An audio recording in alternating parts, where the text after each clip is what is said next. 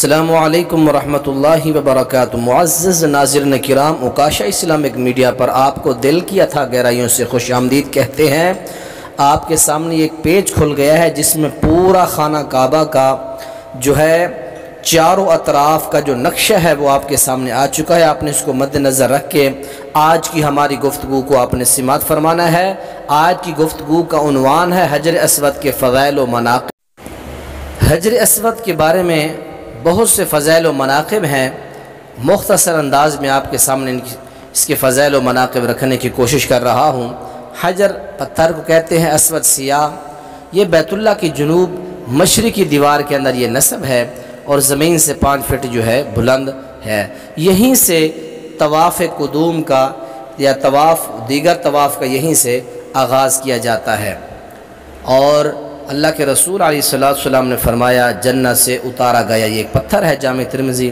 اور دوسری روایت میں یوں فرمایا، حجر اسود دودھ سے زیادہ سفید تھا، اولاد آدم کے گناہوں نے اسے سیاہ کر دیا، جامع ترمذی۔ فرمایا حجر اسود کو قیامت کے دن لایا جائے گا، اس کی 2 آنکھیں ہوں گی جس سے دیکھے گا، اس کی زبان ہوگی جس سے بولے گا، اور ہر اس شخص کی گواہی دے گا جس نے اس کا استلام، اس کا بوسہ دیا ہوگا، جامع ترمذی۔ اور فرمایا حجر اسود کا استلام یا اس کو چھونا چومنا گناہوں کا کفارہ ہے۔ اور اللہ کے نبی علیہ السلام نے فرمایا حجر اسود جنت کے یاقوتوں کا ایک پتھر ہے، اور اللہ کے نبی کی عمر کے 35واں سال ہے۔ قریشیوں نے پروگرام بنایا کہ خانہ کعبہ کی تعمیر کی جائے، تعمیر ہو رہی ہے، دیواریں بلند ہوئیں، اور حجر اسود کو رکھنے کا جب پروگرام ہے تو ہر سردار نے خواہش کی کہ میں اس کو سر انجام دوں، یہ فضیلت مجھے ملے۔ قریب تھا کہ ان کے درمیان جھگڑے ہوتے تو قریشیوں کا عمر سن رسیدہ بزرگ ابو امیہ نے فیصلہ کیا، جو بندہ صبح صبح سب سے پہلے خانہ کعبہ میں آئے گا، جو فیصلہ وہ کر دے گا سب اس کو مانیں گے۔ اللہ کا کرنا ایسے ہوا، رسول معظم 2 جہانوں کے سردار تشریف لائے، سب نے کہا یہ تو امین و صادق آیا۔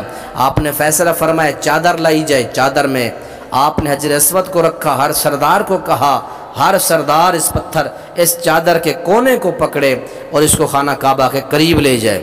جب دیوار کے قریب لایا گیا تو اللہ کے نبی علیہ السلام ہاتھ مبارک سے اس کو نصب کیا اور رکھا، اور یاد رکھیں اس سے پھر بہت بڑا جو جھگڑا اور خطرہ تھا اس کا خاتمہ ہو گیا۔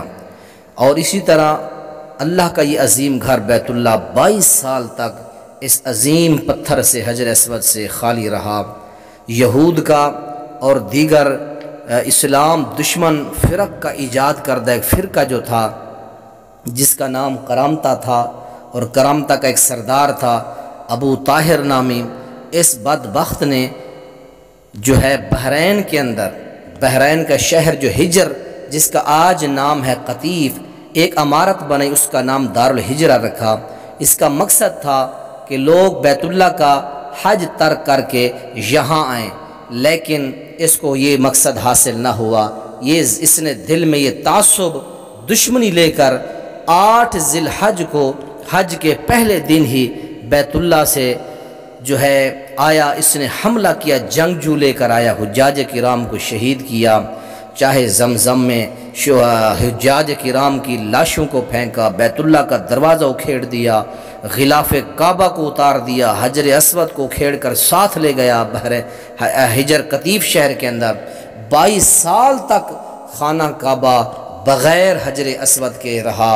اللہ تعالی حجر اسود کی، اللہ تعالی تمام مقامات شاعر اللہ کی اللہ حفاظت فرمائے، اللہ حرمین شریفین کی حفاظت فرمائے، ہر حاسد اور ہر ظالم کے ظلم سے، ہر شریر کے شر سے اللہ ہمارے ان 2 مقدس مقامات کو اللہ تعالیٰ محفوظ فرمائے۔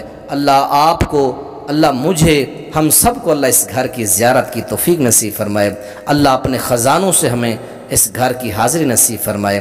السلام علیکم ورحمۃ اللہ وبرکاتہ۔